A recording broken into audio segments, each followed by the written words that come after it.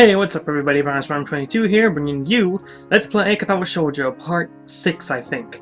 When we left off, we walked up into this room thinking it was the library, and it was not. And, we met this blind person named Lily. And, yeah, let's just jump into this. Do you come here to drink tea often? It's a really nice place. Thinking on it, it might be her version of the place behind my school that I like to have lunch at. I come here fairly often during lunch times. My duties as a class representative don't leave enough time for an official club, so a friend and I use this room for having tea. Class representative, huh? Compared to Shizune, her mannerisms seem to be almost completely opposite. While Shizune is blunt and fierce and fiercely driven, Lily seems relaxed and calm, almost aloof. That's for sure. Shizune would, like, kill us if we just casually walked in. Just gonna lower the volume there. Come to think of it, she might be useful for a less biased view of the school's clubs. I guess she has a different way of seeing things, if you know what I'm saying. I'm sorry. What kinds of clubs are there to join? The more popular ones are Track and Field Club, which use the field near the school during lunchtimes, the Baseball Club, and the Book Club in a room near the library. There are also numerous small ones, too, like those nerds in the Anime Club. No, such as the art and music clubs. At a time when I am wanting to get on my feet, I rushing into a club right away. See, this isn't Lily at all. It gave this sound like a slightly more feminine voice. Okay. At a time when I'm just wanting to get on my feet, rushing into a club right away seems slightly unappealing. I wonder if this school shares the same rule as my old one. Is it compulsory to join a club? It isn't, though it is encouraged. Ah, good, that's a relief. I've really let down my guard around this girl to let such a thing slip out. The fact seems to slightly amuse her. You don't want to have no life, do you, nerd? Not wanting my tea to get cold, I start drinking it as Lily does the same. Oh, dang, that was a long time, I guess, if we go, change the lighting. If it becomes afternoon, yeah, I need to work on my English, guys. As I look over to the window over her shoulder, I notice the light coming into the room has a distinct orange tint. Yeah, you've been sitting there for a while. Even here, time doesn't stand still. Yeah! Huh? Time's going quickly. That's what I said. Sorry. Oh! Okay. Dang, this is too easy. Right, she's blind. Of course she can't see the sun setting. It just looks like the sun's starting to set. It seems to come as a surprise for her. I guess she must have lost track of the time. Sorry, Yusao. I didn't mean to keep you from the library for so long. He's never going to get to the library, is he? I quickly moved to allay her concern. No, it's okay. The library's still open, isn't it? She pauses and takes a moment to think on it. It's probably something I should have asked Shizune when I had the chance, but Lily seems likely to know in any case. I really love Katawa Shoujo's music. I know I've said that before, but yeah. True, it is open until 6:30 during weekdays. Wow, okay. A quick glance at my watch confirms that I have well enough time to get there. Oh, okay. So I have a feeling this takes place more in the summer because it's 6. When it gets 6 here, it's all dark. And it's in the winter right now. I can see the date below. I might get going in that case. It's been nice talking to you, Lily. She smiles and gives a deep nod. Her hands still neatly folded on the table in front of her. It was my pleasure. Oh, come to think of it, shall I show you where the library is? I couldn't possibly ask for more help. I should be able to find it all right. Well, unless my navigational skills fail me, which they have so far. Which they seem to have doing. It's all right. I was going to be talking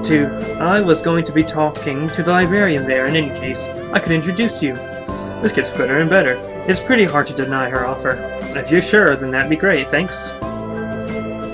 As she we finally get well, we might have gotten a Sprite before, but I forget.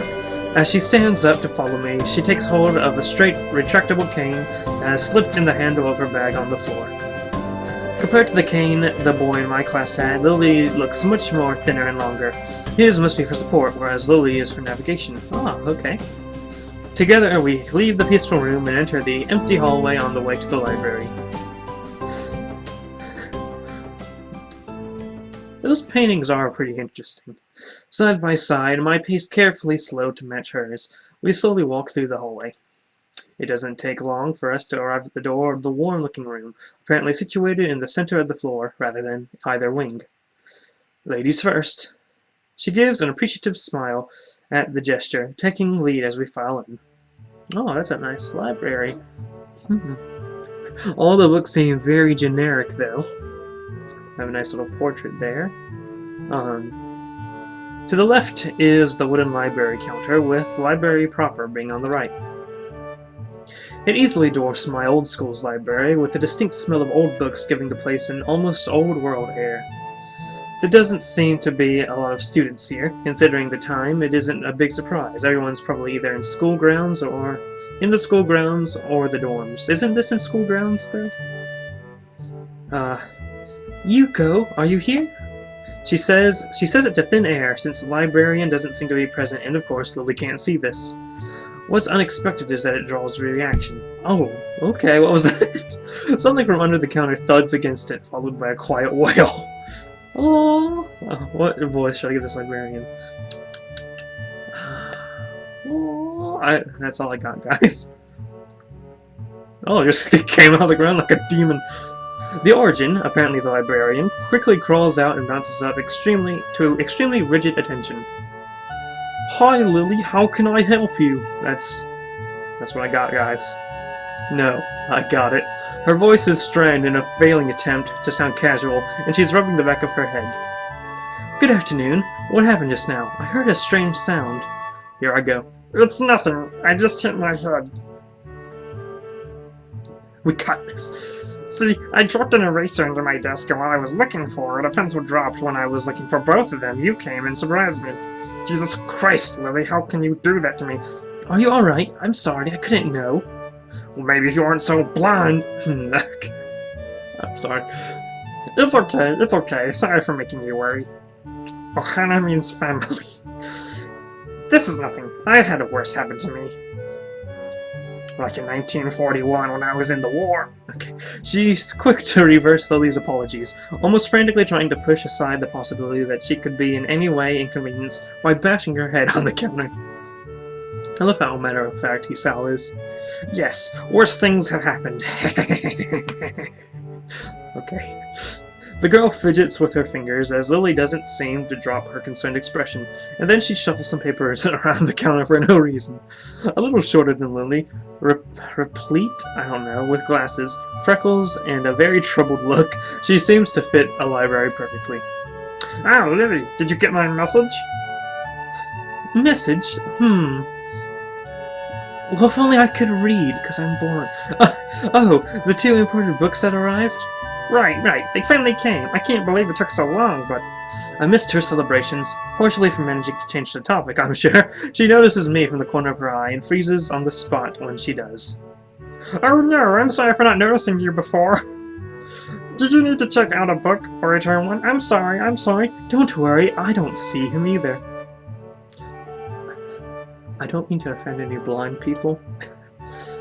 The way she can so quickly shift between moods is a little unsettling. He's with me, Yuko. This is Hisao, a new student. Hisao, this is Yuko, the school librarian. Pleased to meet you. Hisao, right, Hisao. Pleased to meet you too, Hisao. Hisao. For a second, she visibly attempts to engrave the name on her mind so she won't forget. Yuko often arranges to import foreign books in Braille for me. Ah. Would you like to tell Hisao a little something about the library? Lily's innocent suggestion is met with an expression of abject terror. Please, Lily, I can't. I don't know what he could be interested in. This is too much responsibility. This is me. How is it any responsibility at all? I don't get. But her objection is so sincere, I don't doubt for a second that she would rather disembowel herself on the spot than tell me where the light novels are. But... So, there are a lot of books in Braille here? I attempt to save the day by asking the first thing that pops into my head. It seems to work, at least partially, as Yuko seems to not exactly relax, but her at least look slightly less tense. Well, I think about a third or fourth of Yamaku's library is either in Braille or audio. Makes sense, given all the blind students that be here. If it's only that, how come the library is so big in the first place? Well, we get a lot of new books regularly, because the library is adequately endowed. That's probably why. Oh. I spend more on new books than on my salary, and then I have to organize and shelve all of them. It's so troublesome, and they weigh so much. I wish I could quit this job. Jeez. Dot, dot, dot. A very awkward silence follows this revelation of too much information. I'll go check the aisles then, if you don't mind. It's probably best for all of us if she doesn't keep talking to me. Very well. Meanwhile, Yuko, I have the books if it's alright with you. Tick, tick, tick, tick. My first impression was right. The library... What really happened was they, vanished into thin air because this is the same scenery. My first impression was right. The library is surprisingly big. Ambling down to the narrow aisles, I studied the spines of the books in random order, occasionally sliding one out to read the blurb. They can get with me if it looks good. In a few moments, I have a respectable stack of books in my arms. I guess I'll never be stuck for choice in here. The normality of the library sinks in. Sure, there are large print and braille books scattered throughout, but it is what it is, a library. It's as if the calm mood from the room I had tea with and Lily snuck with us in here, unless it was here to begin with. Yeah, when I'm at school, most of the time I'm at the library, just chilling. It's a good library, too. Although I'm mostly on my laptop. Something about that puts me at ease, just like before. I reach the end of the aisle and find a collection of desks, set up for study or personal reading. Going a little further, though, I discover a nice, quiet corner at the back. That's what I would do. I would sit there. While the rest of the library has the odd students sitting at the desk, either reading or stealthily sleeping, the back is pretty much deserted. I thought we talked about how nobody's here, but okay. As I glance around, I see someone who I recognize sitting on one of the several beanbags. Oh, it's Harvey Dent. It's the dark-haired girl from my class, the one who snuck out of the classroom earlier. She's reading a book, keeping it close to her face, which makes her look like she's really into it. That's not necessarily close to her face, but okay. From the way she was acting today, I had pegged her as more of a delinquent than a bookworm. In fact, her mysterious disappearance from the class raises all sorts of whys in my head. Intrigue floats slowly but surely towards the surface, and before I know it, I'm walking towards the mysterious long-haired girl. Oh dear. Harvey Dent. Can he be trusted? I guess there's no harm in introducing myself, as I would with anyone else. She's a classmate, after all. Walking over to her, I would never introduce myself. I'm very introverted and I hardly talk to people I don't know. Walking over to another beanbag, I take a seat and lay my books beside it. Oh god. That's her reaction. The girl starts looking scaredly. Scaredly? Is that the right adverb? Scaredly? Okay. I never heard of it, okay. Up at me from underneath her fringe. This is the first time I've seen her this close. Underneath her long, dense bangs, I can see that part of her face, at least a third of it, if not half, is pretty badly scarred. Sorry. A third. So she's like a third face. Harvey Dent. My eyes are immediately... The joke was that it was a third of Harvey Dent's name, but I don't really think it was the proper third proportions. Never mind. My eyes are immediately drawn to the scars, subconsciously peeking past her hair until they meet my own eyes. For a second I am shocked and divert my eyes to the book in her hands, before I realize that looking away probably only makes it worse. Yeah, you're kind of being a creeper here, guy. It takes too many seconds to collect myself and remember what I walked up to her for. Hi, I'm new here. You sound Nakai. We're in the same class, or... Sorry, I didn't mean to startle you. I would apologize, I guess? I'm sorry, I didn't mean to startle you. Sorry, I didn't mean to... Sometimes I have to read that line. Purple hair, okay. What voice do I want to do? It's okay. It's okay. That's hardly a voice, but whatever. The girl certainly doesn't look like it's okay, but I let it slide. So, do you mind if I sit here? She seems to be very uncertain whether it's okay or not for me to sit, but finally she nods just a little. Okay. I take the seat next to her, and she hides herself behind her book. Life of Pi. Never heard of it. It's not like there's a movie out anymore or anything. I'm sure this game came out before the book. Before the movie. Before the book. Jeez. So, sorry again for startling you. I'm Hisao. She looks up from her book, stalling a little before replying. I know. I stalk you every day. I follow Cronus from 22's Let's Play.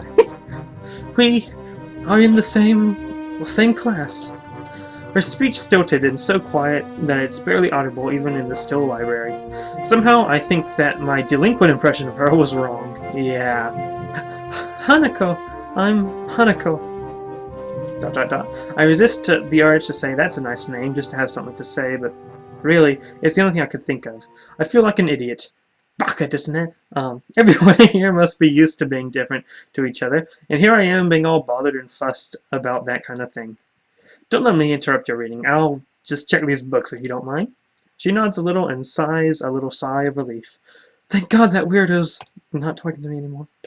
So I try to read the covers and the introductions of the books I picked up, and she buries her face in her book. Uncomfortable silence consumes us.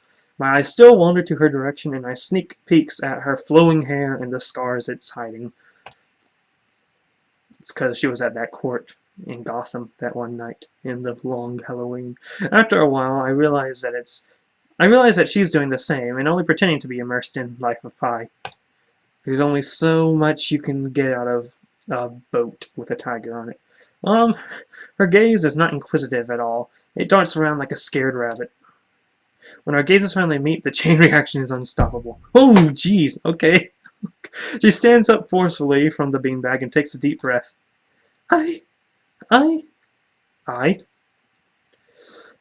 gotta go do something! Oh, there she goes. Without warning, Hanako takes off and runs towards the counter. Okay. Her hair-like takeoff catches me so off guard that I don't manage to go after her until she has a good head start. Jeez. By the time I reach the counter, she is nowhere to be seen. Aw. Well, I think we're going to end it here, guys. If there's a game you want to play, put it in the comments below. Subscribe if you want to. We now have a Twitter up, so go follow me on Twitter. Link in the description. And yeah, have a good evening, ladies and gentlemen.